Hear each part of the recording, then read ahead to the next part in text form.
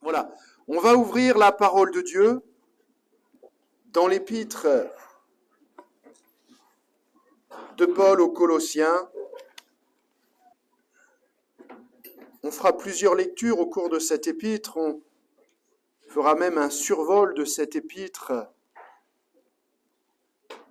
Paul, apôtre de Jésus-Christ, par la volonté de Dieu, et le frère Timothée aux saints et fidèles frères en Christ qui sont à Colosse.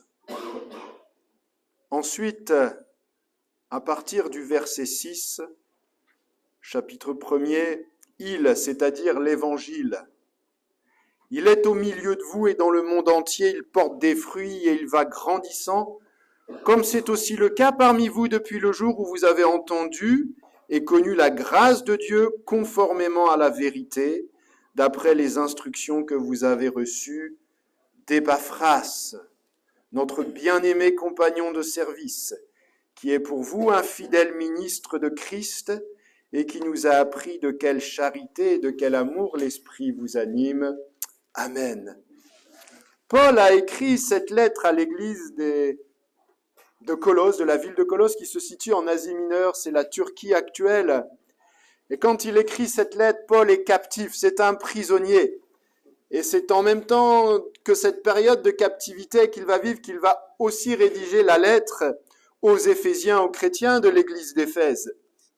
Mais dans cette lettre adressée à l'église de Colosse, l'apôtre va vraiment insister sur l'œuvre et sur la personne de Jésus. Pourquoi ? Parce que cette église locale, comme d'autres églises primitives à l'époque, elle faisait face aux hérésies naissantes qui frappaient à la porte de l'église. C'était des croyances. On essayait, et ces faux docteurs, au moyen de ces croyances, essayaient de mêler le christianisme naissant à la philosophie grecque, culte des anges, mêlé au judaïsme, à la circoncision, à des jeûnes, un ascétisme prononcé, exagéré. Et ces erreurs, en fait, ôtaient à Jésus sa place unique comme seul intermédiaire entre Dieu et les hommes, comme seul sauveur de l'humanité. Ces erreurs faisaient aussi retomber les premiers chrétiens dans le légalisme. C'était les prémices d'une hérésie que l'on appelle le gnosticisme, c'est-à-dire une hérésie qui allait se développer au siècle suivant, prendre de l'ampleur, en fait, qui niait la création du monde par Dieu, qui rejetait l'incarnation de Jésus-Christ et la rédemption. Et selon cette fausse doctrine, on était sauvé seulement grâce aux efforts de notre intelligence, seulement grâce à notre raison. Gnos, c'est la connaissance. On mettait toute la connaissance, l'intelligence humaine en avant pour être sauvé. Et Paul a été averti de ce danger par l'un de ses compagnons d'œuvre, nommé Épaphras. Il y a des noms qui n'apparaissent pas beaucoup de fois dans la parole de Dieu, mais ils sont très importants. Épaphras sur l'église locale de Colosse. C'est un homme qui avait fait un rapport spirituel sur l'état de l'église locale à l'apôtre Paul. C'était donc un homme fiable, un homme de confiance auprès de Paul.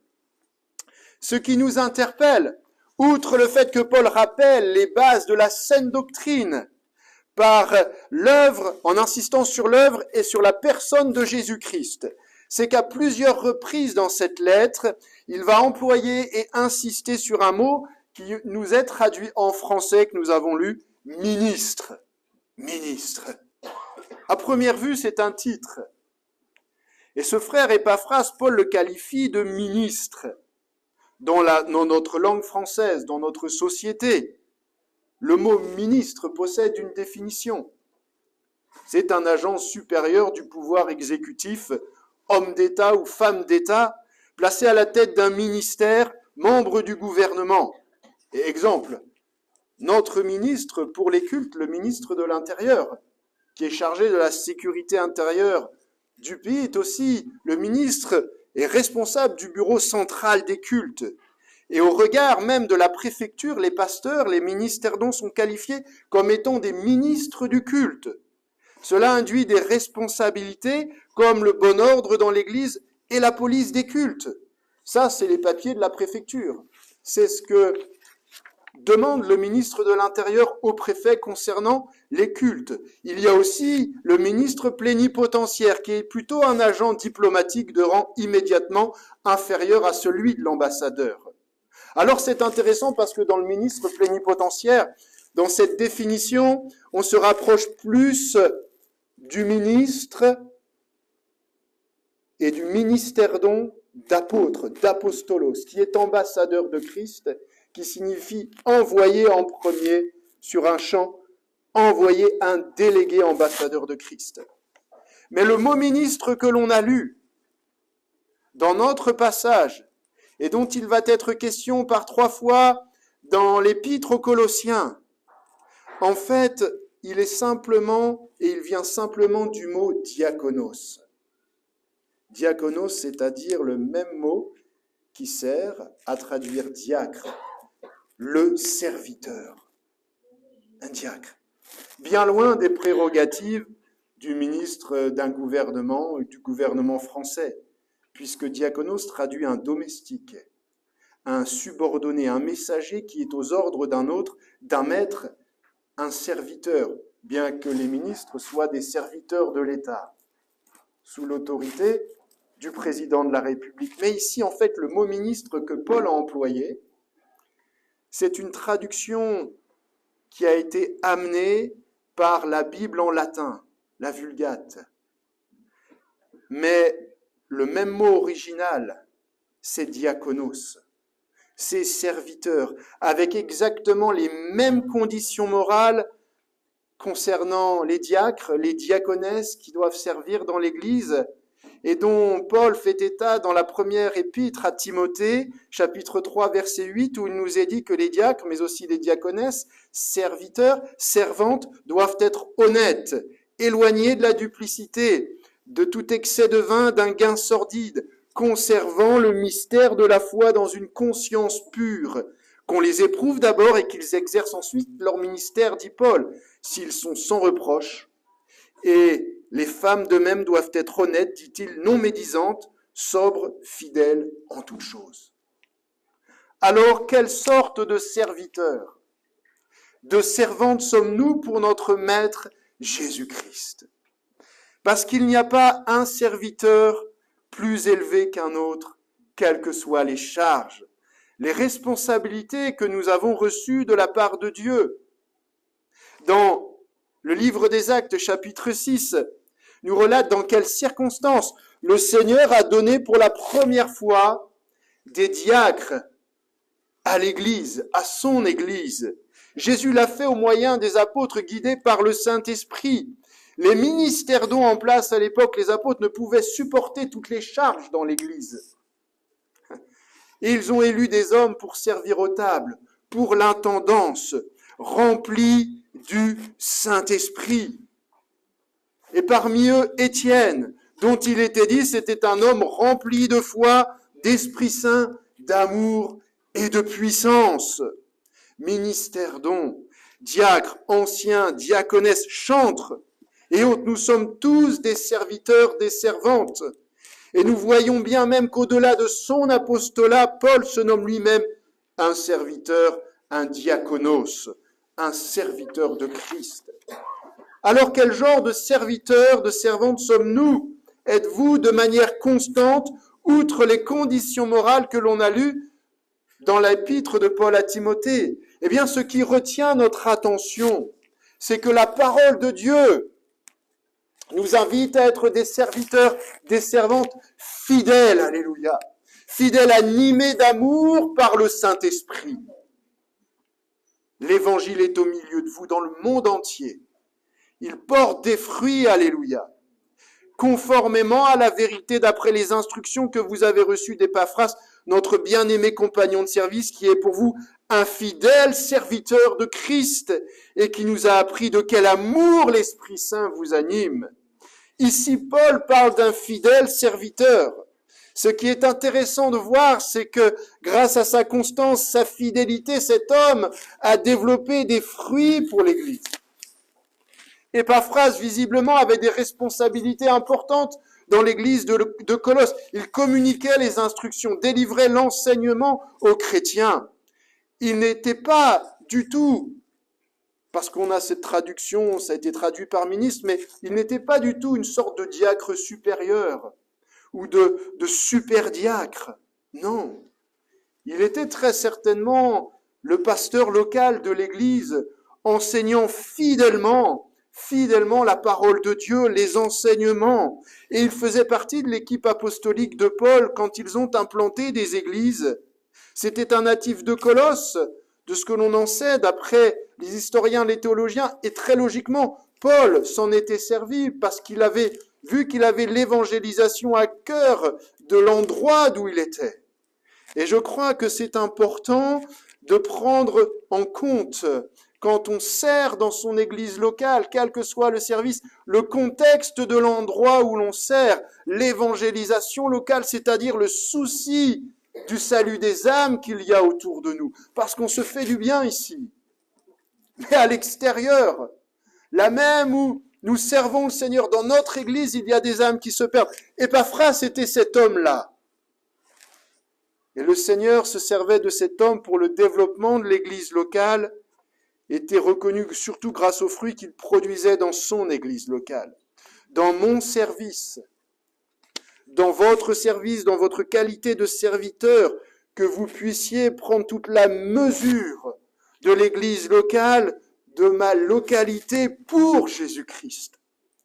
Et malgré le poids des responsabilités, parce il avait des responsabilités à Hiéropolis, mais également sur l'église de Laodicée, il était humblement venu chercher conseil auprès de Paul, devant le danger de cette fausse doctrine qui tapait à la porte de l'église. Il a même été en prison avec Paul, partageant sa captivité avec lui. C'est Paul qui le dit dans l'épître à Philémon, au verset 23. Et ce que Paul dira d'Épaphras, un fidèle serviteur qui nous a appris de quel amour le Saint-Esprit vous anime. Alléluia. Et je crois que c'est une qualité fondamentale du serviteur, réside dans sa fidélité, la fidélité qui s'est caractérisée puisque tout de suite, il a été rendre compte du bilan à son responsable. Et un fidèle serviteur, quel qu'il soit, doit rendre compte à son responsable. Et également, la fidélité de cet homme, c'est la fidélité chrétienne qui est une vertu et qui fait référence à la fermeté, à la foi. Et la fidélité, au-delà de ça, elle est un attribut de Dieu. Dieu est fidèle. Et aussi ce que Dieu attend de ses enfants, c'est des enfants fidèles. Et la définition biblique de la fidélité, c'est être loyal, être sûr, être une sœur, un frère sur qui l'on peut s'appuyer. La fidélité à toute épreuve de cet homme, Épaphras, était sa principale qualité. C'était vital pour l'église locale qui faisait face à un danger, d'avoir des hommes, un homme fidèle, capable de tenir bon. C'est vital pour notre église d'avoir des hommes et des femmes capables, sur qui on peut s'appuyer, qui sont fidèles en toutes choses, en toutes circonstances. La fidélité à son église, à son service, au Seigneur, à l'époque du désengagement. C'est un véritable défi pour l'église locale. Pour les générations à venir, puisqu'il y a un changement générationnel. Vous savez, le plus dur lors d'une étude au baptême, je l'ai déjà dit, ce n'est pas d'enseigner ou de rappeler la croix, la résurrection, la délivrance, mais c'est évoquer la notion d'engagement et de fidélité envers le Seigneur et envers son église locale. C'est le plus dur à enseigner. Être fidèle, dans les petites comme dans les grandes choses. Faire preuve de fidélité en toutes choses, quel que soit ce que nous ayons reçu de Dieu, les dons, les talents que nous ayons reçus. Et dans la parabole des talents, Jésus parle du maître qui dit à son serviteur, c'est bien, bon et fidèle serviteur, tu as été fidèle en peu de choses, je t'en confierai beaucoup, entre dans la joie de ton maître. Alléluia, serviteur fidèle dans l'enseignement et les instructions, ça c'était également Épaphras qui était fidèle à l'enseignement de la parole de Dieu, fidèle à la saine doctrine, alléluia, mais face au danger. Et l'Église fait face au danger. Et on fait face au danger. Il y avait un lien d'amour. Et le Saint-Esprit, visiblement, agissait. Les frères et sœurs étaient animés d'amour par le Saint-Esprit. Le Saint-Esprit était en action dans l'Église au milieu des frères, unissant les frères et les sœurs par un lien d'amour. Et ça, toute l'Église est engagée dans son service, était responsable d'un tel résultat. Et une Église qui reste fidèle dans l'enseignement de la parole, fidèle dans son service, fidèle dans les dons, les talents qu'elle a reçus, elle verra l'Esprit de Dieu en action au milieu d'elle, malgré l'opposition, malgré les puissances ténébreuses.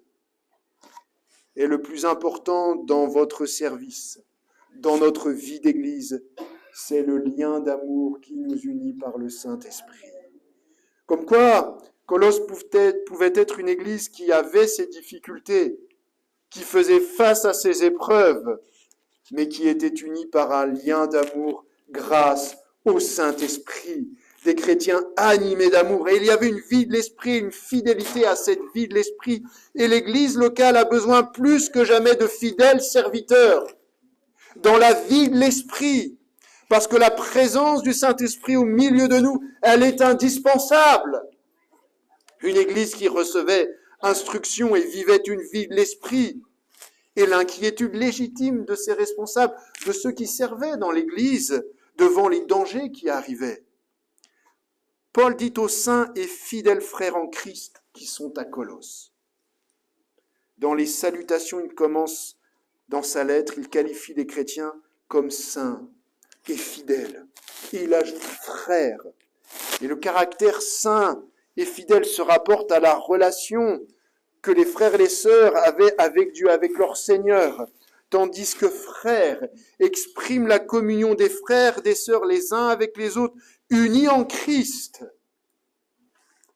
Et en fait, quelle est notre réelle motivation en tant que serviteurs et servantes dans l'Église? Les dangers de s'égarer dans le service lorsque notre regard spirituel n'est plus focalisé sur la personne de Jésus. Je peux avoir la tête dans le guidon dans mon service, sans même plus regarder qui je sers. Parfois, se regarder soi-même comme ça m'est arrivé de le faire,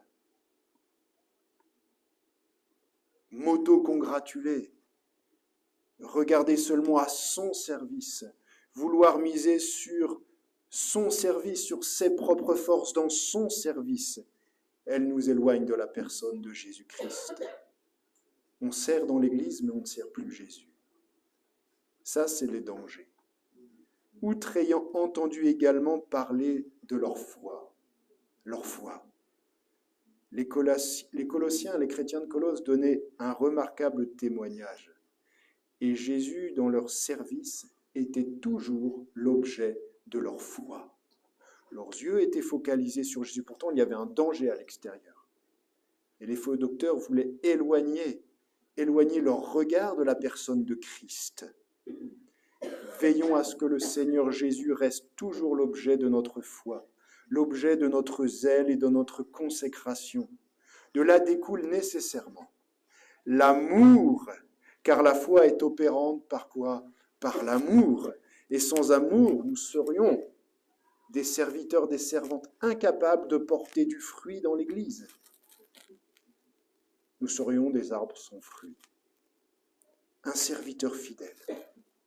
Des servantes fidèles animées par l'amour, conduites par le Saint-Esprit. Quelle sorte de serviteur et des servantes suis-je? Une servante, un serviteur dans la capacité de supporter.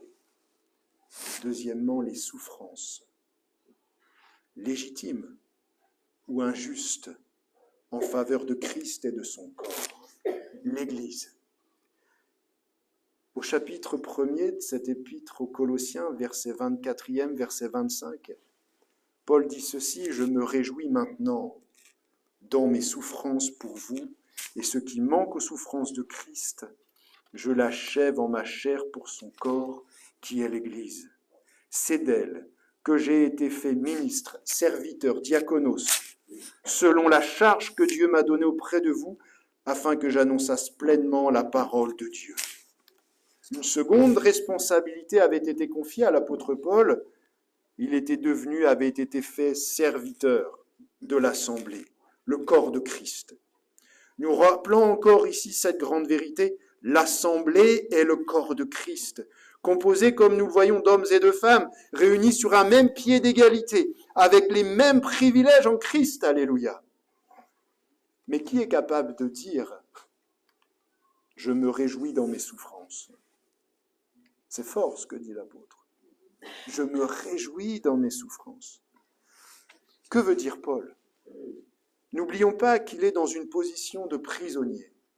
Il est captif, mais il doit néanmoins remplir sa fonction de serviteur diaconos. Il doit continuer dans sa captivité, dans sa souffrance à servir et être un serviteur de l'Évangile. En tant qu'apôtre, oui, mais au-delà de ça, en tant que responsable, en tant que diaconos, en tant que serviteur auprès des frères et sœurs également qui souffrent. Et on lui rapportait une église qui faisait face à des tribulations. Mais sa position de prisonnier, de captif, ne l'empêchait pas de remplir son ministère auprès de ceux à qui il écrit, donc ses lecteurs. Les souffrances personnelles que Paul endurait, pour eux à cause de sa foi, son emprisonnement, n'offraient-elles pas une grande source d'encouragement aux chrétiens même de Colosse qui faisaient face à l'épreuve, aux dangers qui menaçaient l'Église, à leur inquiétude? Et c'est à cause de ces frères et sœurs de l'Église de Colosse, pour leur avoir annoncé l'Évangile, qu'ils souffraient. Mais l'amour de Jésus-Christ n'avait jamais quitté le cœur de l'apôtre et lui faisait trouver de la joie dans ses souffrances personnelles qu'il endurait pour celles et ceux qui étaient aussi les enfants de Dieu. Et oui, telle est la nature du véritable amour. C'est par amour pour l'Église que Jésus-Christ a souffert afin de la racheter. Paul l'écrit encore dans son épître aux Éphésiens, comme Christ a aimé l'Église, il s'est livré lui-même pour elle. C'est par amour pour Jésus et pour l'Église que Paul, le serviteur, endurait les souffrances afin de la rassembler, alors que, à son époque, c'était juifs et païens. Et il souffrait pour rassembler toutes ces personnes-là qui au départ n'avaient rien en commun. Et Jésus est la seule personne en fait qui est capable de nous rassembler. La croix, elle rassemble des hommes, des femmes, vous et moi, qui normalement n'avons rien à voir. Nous n'aurions pas dû peut-être nous rencontrer. Et ce matin, nous sommes là en train de louer le Seigneur. Alléluia. Mais avec sa part de souffrance. Quand nous aimons vraiment ce qui est cher au cœur de Jésus-Christ, son Église, alors nous prenons en compte et nous savons qu'à un moment donné, nous prendrons part aux souffrances. Aux souffrances. Et je crois que de manière plus pratique au milieu de nous, quand l'un souffre, quand l'une souffre, serviteurs fidèles, servantes fidèles, nous devons être des sources d'encouragement. Alléluia. Les uns pour les autres, par notre manière de servir, justement. Notre service, notre manière de servir, c'est une source d'édification pour les autres. La souffrance qu'occasionne un lien, le lien de la maladie, le lien de la captivité à cause d'un contexte difficile, familial difficile, que ma manière de servir, que votre manière de servir soit une source d'encouragement pour votre frère, pour votre sœur. Vous savez, en tant que pasteur, nous connaissons des situations très personnelles. Ben, moi, je suis émerveillé de voir au milieu de nous, parmi des situations personnelles difficiles, de voir comment vous servez, de ce qui sont souvent vos souffrances personnelles et de ce que votre fidélité envers le Seigneur n'a pas changé. Et ça, c'est une source d'encouragement pour moi. C'est une source d'encouragement personnellement, mais aussi pour l'Église, alléluia, puisque vous avez placé le Seigneur Jésus en premier et notre Église locale, malgré les soucis, malgré l'opposition, malgré les problèmes qu'elle peut rencontrer, il n'en est pas moins vrai que les souffrances, les renoncements, les victoires de chaque membre de l'Église contribuent au bien-être de toute l'Assemblée. Grâce à quoi ? Grâce à la communion qui existe au lien d'amour. Au lien d'amour. Que ma manière de servir soit une source d'édification pour mon frère et ma sœur ce matin. Paix et édification. Paul, dans son épître aux Romains, chapitre 14, verset 19, dit « Ainsi donc recherchons ceux qui contribuent à la paix et à l'édification mutuelle. » C'est-à-dire recherchons, poursuivons vivement, courons après cette édification mutuelle de toutes nos forces. La paix dans l'Église, elle est indispensable à la construction de relations fortes et encourageantes. Nous sommes des pierres vivantes. Mais pour que les pierres vivantes soient bien assemblées, il faut qu'il y ait la paix à la base. Pour construire et ajuster l'édifice des pierres vivantes, nous sommes les uns envers les autres. Il faut des relations de paix. Et dans le chapitre des Actes 9, verset 31, il nous est dit que l'Église primitive en Israël était en paix dans toute la Judée, la Galilée et la Samarie, s'édifiant et marchant dans la crainte du Seigneur. Elle s'accroissait, alléluia, par l'assistance du Saint-Esprit. Pourtant, quand on lit ce verset de l'Église naissante, il n'y a jamais eu autant d'opposition, il n'y a jamais eu autant de persécution envers les premiers chrétiens qui venaient de voir leur premier martyr mourir, Étienne, ce diacre, ce diaconos, mourir sous les pierres. Nous évoquions à un message précédent, je crois, les influenceurs à l'époque de Noé.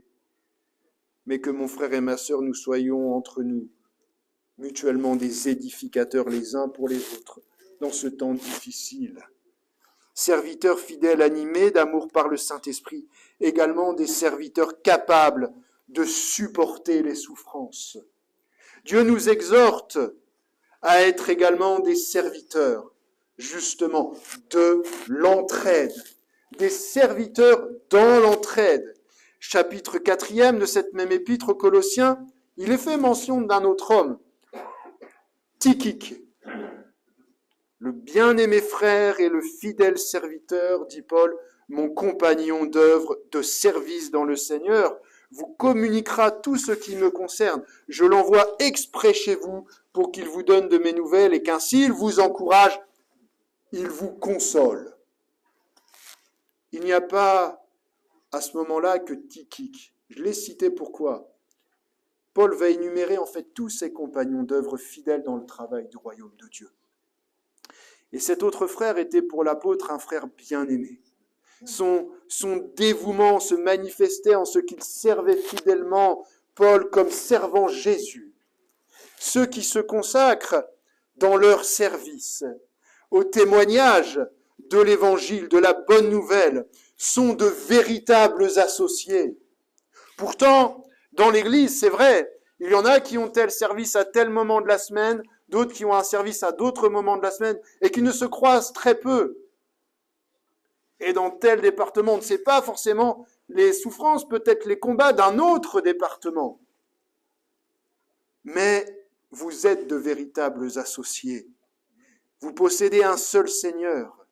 Bien que vous ayez des postes différents et des pouvoirs, des responsabilités spécifiques que Dieu vous a données à vous seuls.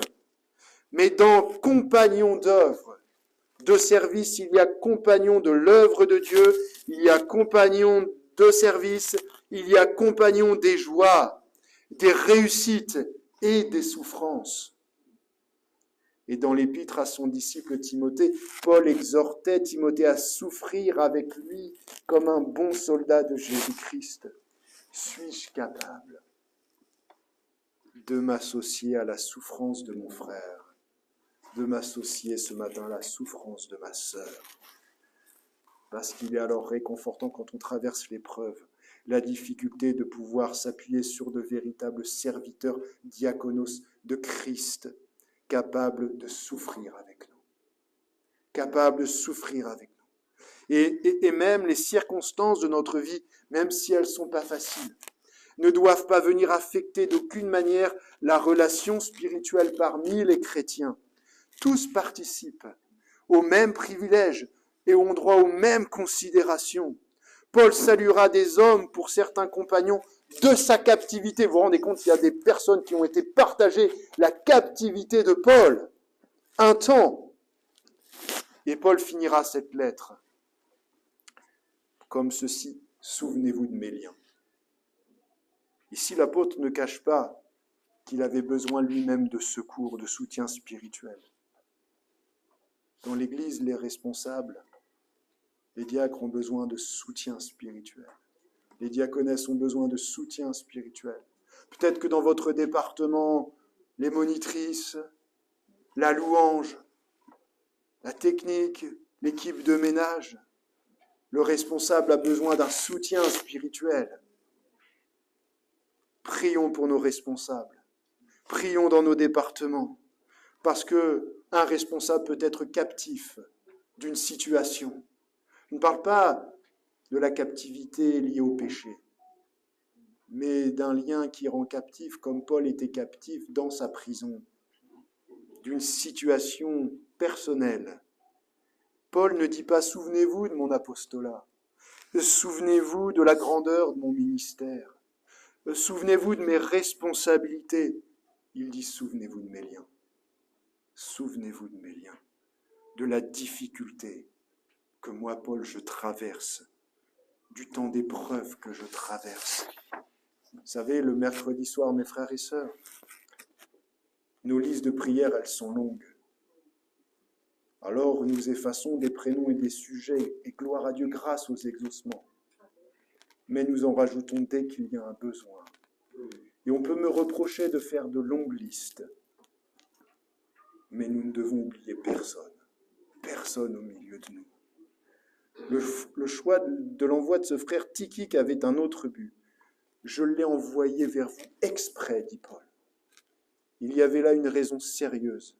L'apôtre, en plus de ses souffrances personnelles, souffrait lui-même pour Colosse, avait un vif intérêt de ce qu'étaient en train de vivre les chrétiens de l'église de Colosse. Il y a un danger à la porte de l'église.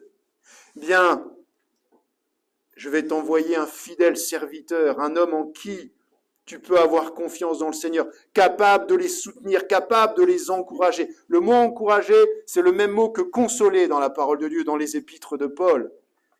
Et c'est aussi ce que comporte ce mot, ce que nous devons garder, nous encourager, nous consoler mutuellement. Oui, Jésus, après son départ dans la gloire, nous a laissé son Saint consolateur.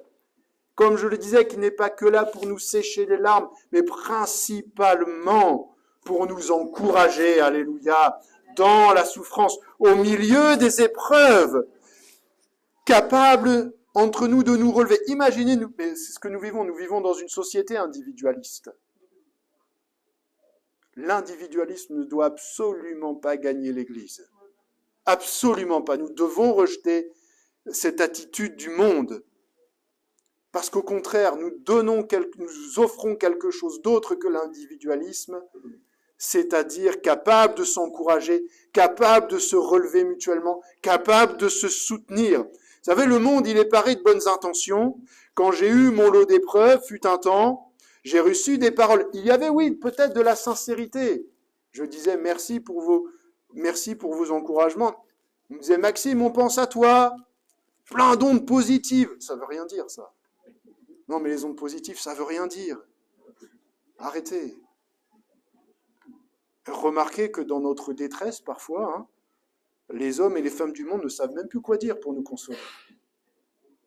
Et parfois même, devant une séparation, la maladie ou la mort, on va lire la fatalité sur leur visage.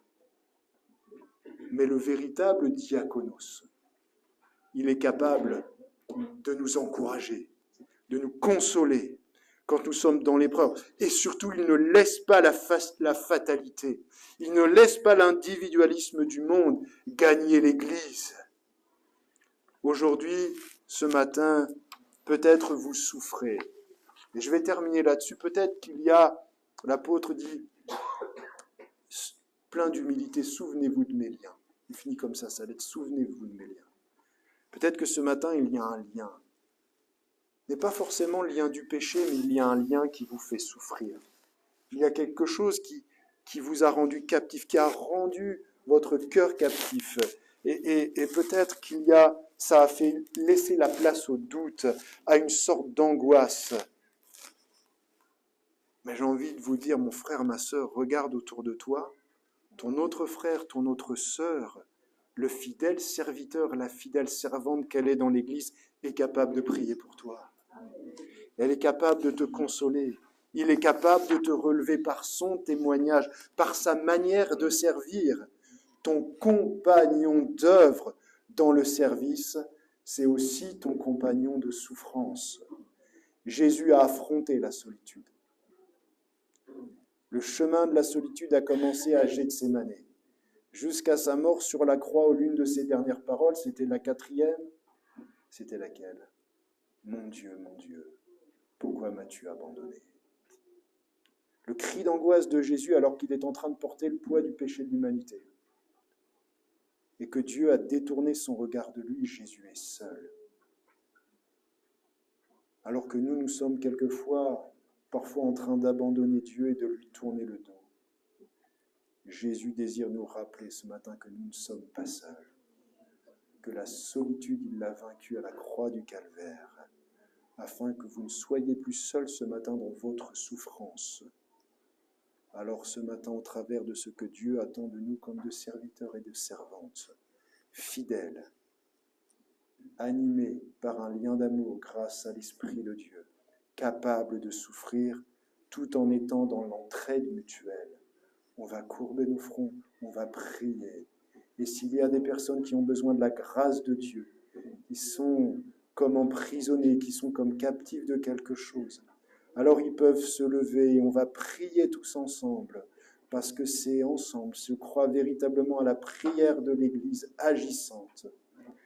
Si vous avez besoin d'une grâce particulière, si vous avez besoin d'être restauré dans votre cœur, de voir des doutes sauter, de voir la peur ôter. On va prier le Seigneur ensemble. Si vous souffrez véritablement, on va prier avec vous. Toute l'Église va prier.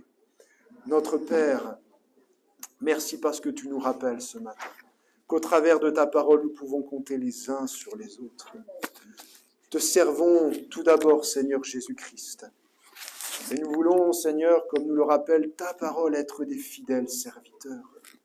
Nous voulons pas du tout nous glorifier, mais nous voulons encore réitérer que nous puissions encore être ce matin capables de souffrir avec mon frère, avec ma sœur ici présente qui se lève et qui te donne encore tout à nouveau son cœur et ses besoins. Tu connais, Seigneur, les cœurs qui se sont levés, tu connais les situations, tu connais les liens de captivité familiaux, tu connais les liens liés à l'angoisse, liés au doute, Seigneur, qu'il peut y avoir dans les cœurs. Et nous te prions, Seigneur, afin que tu libères ces personnes, libère nos frères, libère nos sœurs de ces liens, comme ton serviteur a pu dire, souvenez-vous de mes liens, nous ne voulons pas oublier au milieu de nous celles et ceux qui souffrent dans leur corps, celles et ceux qui souffrent dans leur cœur. Nous te prions d'intervenir, Jésus-Christ, et de guérir les cœurs qui ont besoin de toi, de soulager les corps qui ont besoin de toi, de poser ta main sur les foyers, les familles qui parfois peuvent être des liens de captivité, Seigneur, et de délier toutes ces choses. Dans le nom puissant de Jésus-Christ, le Sauveur de l'humanité, tu as donné ta vie à la croix du Calvaire. Tu as vaincu la solitude pour que ce matin, nous ne soyons plus seuls. Merci encore de te manifester dans nos vies, Seigneur, et que toute la gloire te revienne. Amen. Alléluia. Gloire au Seigneur. Amen.